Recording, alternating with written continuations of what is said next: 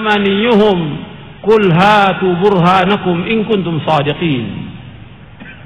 Mereka orang-orang Yahudi dan Nasrani berkata, tidak akan masuk surga kecuali orang-orang Yahudi atau Nasrani. Tidak akan masuk surga kata mereka, kecuali Yahudi atau Nasrani. Kata Allah, tilka amaniyuhum, itu adalah angan-angan mereka. Kata Allah kepada Nabi Muhammad SAW, qul, katakan kepada mereka, hatu burhanakum in kuntum shadiqin. Hatu burhanakum, bawa kepada kami bukti kamu, dalil kamu, hujjah kamu, ada atau tidak. Bukan perkataan guru, bukan perkataan ustaz, bukan perkataan imam, dalilnya ada atau tidak dalam kita beragama. Qul hatu burhanakum in kuntum shadiqin, jika kamu jujur. Ini penting dalam kita beragama, dalilnya ada atau tidak. Untuk semua masalah, dalilnya ada atau tidak.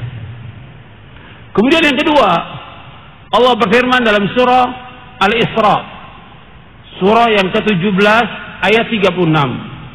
Allah berfirman, wala taqfu ma laysa laka bihi ilmun inna as-sam'a wal basara wal fuada kullu ulaika kana anhu mas'ula. Jangan kamu ikut apa yang kamu tidak tahu, karena sungguhnya pendengaran, mata dan hati akan ditanya oleh Allah. Jadi jangan ikut apa yang kamu tidak tahu. Di dalam kita beragama harus dibimbing dengan dalil. Ketika ada sesuatu perselisihan, ada perbedaan pendapat, Allah berfirman dalam surah An-Nisa ayat 59, fa in tanaza'tum fi syai'in farudduhu ila Allah war Rasul in kuntum tu'minuna billahi wal yawmil akhir dzalika khairun wa ahsanu ta'wila.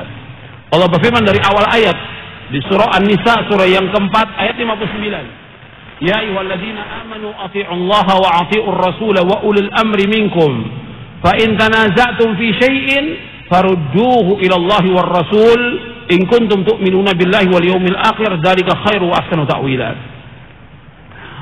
Wahai orang-orang yang beriman, taatlah kalian kepada Allah, taatlah kepada Rasul dan kepada ulil amri di antara kalian.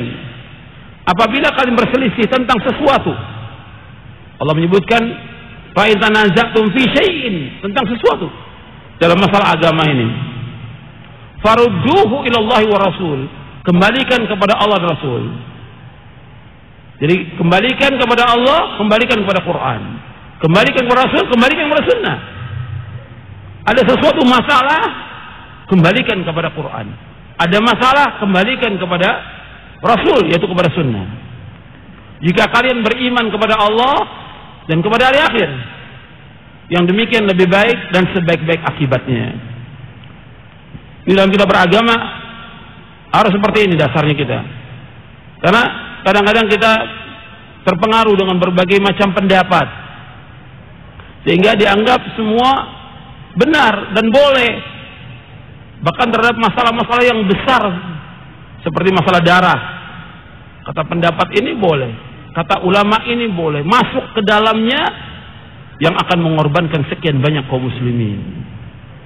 Maka dalil dalam kita beragama, jangan pakai ra'yu, jangan pakai perasaan, jangan pakai pendapat, jangan ikuti hawa nafsu. Makanya Allah ingatkan kepada Nabi Muhammad SAW, ketika mereka tidak mau dengar, sudah disampaikan dalil dari Quran, disampaikan dari Sunnah, mereka tidak mau ikut. Kata Allah apa? Mereka adalah orang-orang yang mengikuti hawa nafsunya, dan mereka adalah orang-orang zalim. Antum lihat dalam surah Al-Qasas, Allah berfirman dalam surah Al-Qasas di ayat 50, fa illam yastajibu laka fa'lam annama yattabi'una ahwa'ahum wa man adallu mimman ittaba'a bighairi hudan min Allah wallahu innallaha la yahdil qaumadh dhalimin. Antum lihat ayatnya di dalam surah Al-Qasas ayat 50. Allah menyebutkan fa illam yastajibu laka fa'lam annama yattabi'una ahwa'ahum wa man adallu mimman ittaba'a hawa bighairi hudan min Allah innallaha la yahdil qaumadh dhalimin. Fa illam yastajibu laka, apabila mereka tidak memenuhi panggilanmu, tidak mau taat kepadamu, fa'lam, ketahuilah, annama yattabi'una ahwa'ahum, bahwa sesungguhnya mereka hanya mengikuti hawa nafsu mereka. Wa man adallu mimman ittaba'a hawahu bighairi hudan minallah. Dan tidak ada orang yang paling sesat melainkan orang yang mengikuti hawa nafsunya selain dari petunjuk Allah SWT. Kemudian Allah akhiri, innallaha la yahdil qaumadz zalimin. Sesungguhnya Allah tidak menunjuki orang-orang yang zalim. Jadi orang yang zalim, sifat di antara sifat manusia zalim tadi saya sebutkan di awal. Di antaranya mereka mengikuti hawa nafsu. Sudah ada dalil, sudah ada keterangan, dinasihati nggak mau terima. Ini orang yang zalim. Zalim dia kepada dirinya.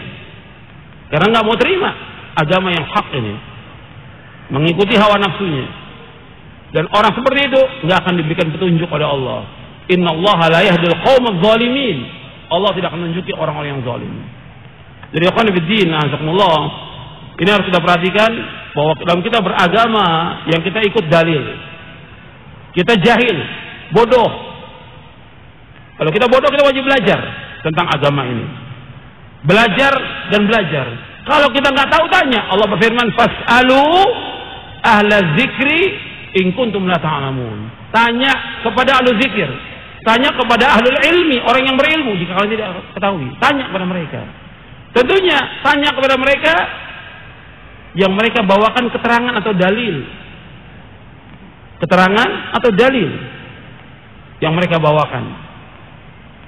Gak boleh kita mengikuti hawa nafsu. Semua yang disampaikan harus ada dasar kepada dalil. Itu penting dalam kita beragama, supaya kita nggak gulu, supaya juga kita nggak menyanyiakan dalam kita beragama ini. Karena umumnya orang banyak itu dia tidak pakai dalil, ikut aja apa kata ustadznya, nggak tanya lagi kepada orang-orang yang berilmu, yang betul-betul faham tentang Quran dan Sunnah ala fahmi salaf. Jadi ikhwan fillah, azakumullah, ini sebagai muqaddimah yang perlu saya sampaikan, karena ini penting dalam kita beragama, bahwa kita wajib mengikuti dalil, bukan mengikut orang banyak, bukan juga mengikuti nenek moyang, bukan mengikuti hawa nafsu, bukan juga mengikuti semangat. Saking semangatnya dia dalam beragama, akhirnya apa? Dia banyak merusak dan mengorbankan orang lain.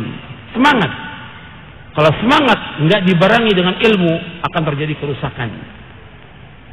Azakumullah, kita akan bahas tentang masalah darah, dan ini merupakan masalah yang penting. Ya. Dan masalah darah, masalah perkara yang pertama kali diadili oleh Allah di hari kiamat nanti. Masalah darah pertama kali Allah akan adili pada hari kiamat. Kalau hubungan antara manusia dengan Allah pertama kali sholat, tapi hubungan antara manusia dengan manusia pertama kali adalah masalah darah. Ya Allah, Nabi bersabda SAW, awwalu ma yuqda bainan nas yaumal qiyamati fid dima. Yang pertama akan diputuskan antara manusia dengan manusia pada hari kiamat adalah masalah darah. Jadi yang berkaitan dengan hubungan antara manusia dengan manusia masalah darah. Adapun hubungan antara manusia dengan Allah, salat. Kalimat yang pertama, hadis Nabi SAW yang mengatakan awwalu ma yuqda bainan nasi yaumal qiyamah fid dima. Hadis ini sahih. Diriwayatkan oleh Imam Bukhari dan Muslim dan sahabat Abdullah bin Mas'ud. Yang pertama dihisab pada hari kiamat masalah darah. Jadi masalah darah ini masalah besar yang terjaga dalam Islam, dan darah seorang muslim lebih mulia di sisi Allah daripada Ka'bah yang mulia. Dan orang yang menumpahkan darah seorang muslim, maka ini perbuatan kufur. Menumpahkan darah seorang muslim, dosa besar yang paling besar. Menumpahkan darah seorang muslim seolah-olah menumpahkan darah seluruh manusia. Menumpahkan darah seorang muslim diancam dengan azab neraka jahanam, dan orang itu disiksa selama-lamanya dalam neraka jahanam, dilaknat dia oleh Allah, dan disediakan siksa yang pedih. Dan orang yang menumpahkan darah seorang muslim diancam dengan tidak diampuni dosanya. Diancam tidak diampuni dosanya. Jadi disamakan oleh Nabi Muhammad SAW, orang yang menumpahkan darah seorang muslim itu dia seperti orang yang berbuat kesyirikan, nggak diampuni dosanya. Allah enggan untuk menerima taubatnya orang yang jelas mati dalam kafir, nggak diterima. Yang kedua, orang yang membunuh seorang muslim. Jadi hukumannya berat ini. Makanya kita bahas masalah ini karena kalau kita lihat sekarang banyak orang-orang yang memang meremehkan masalah darah. Dan ini masalah fitnah. Gampang-gampang menghalalkan darah kaum muslimin. Masalah kecil. Jadi masalah perkataan yang dia nggak suka, orang itu dibunuh. Masalah jual beli, masalah utang piutang, masalah warisan. Kadang-kadang juga masalah demo. Banyak korban kaum muslimin yang terbunuh dengan sebab itu. Ini bukan dosa kecil, dosa besar. Jadi kita wajib berhati-hati. Masalah darah ini masalah besar yang nggak boleh sampai darah seorang muslim tumpah, nggak boleh. Orang kalau bawa panah, kata Nabi, barang siapa yang bawa panah itu kan tajam. Kata Nabi, tutup dia. Jangan sampai kena seorang muslim, nggak boleh. Atau kita ada bawa pisau atau pedang, disuruh masukkan ke sarungnya. Jangan sampai terkena kepada seorang muslim. Nggak boleh. Orang umpamanya ribut antara seorang dengan seorang, dia ngancam dengan pisau, nggak boleh, hukumnya haram. Ngancam aja dengan pisau nggak boleh, hukumnya haram dalam Islam. Bahkan Nabi mengatakan, man hamala alaina silah falaysa minna. Barang siapa yang mengangkat senjata kepada kami, bukan termasuk golongan kami. Mengangkat senjata aja nggak boleh. Menunjukkan pisau aja kepada orang mukmin, mengancam, nggak boleh, hukumnya haram. Apalagi sampai membunuh. Makanya kalau kita lihat di sini, darah seorang muslim ini sangat mulia. Bahkan Nabi ketika Hajjatul Wada', Nabi bersabda, kita melihat di halaman 15, "Fa inna dima'akum wa amwalakum wa a'radakum bainakum haramun ka hurmati yaumikum hadha fi syahrikum hadha fi baladikum hadha liyuballighi syahidul ghaib." Sesungguhnya darah kalian, harta benda kalian, kehormatan kalian adalah haram, terpelihara antara sama kalian sebagaimana keharaman hari ini, bulan ini, di negeri ini, dan hendaklah orang yang hadir menyampaikan kepada yang tidak hadir.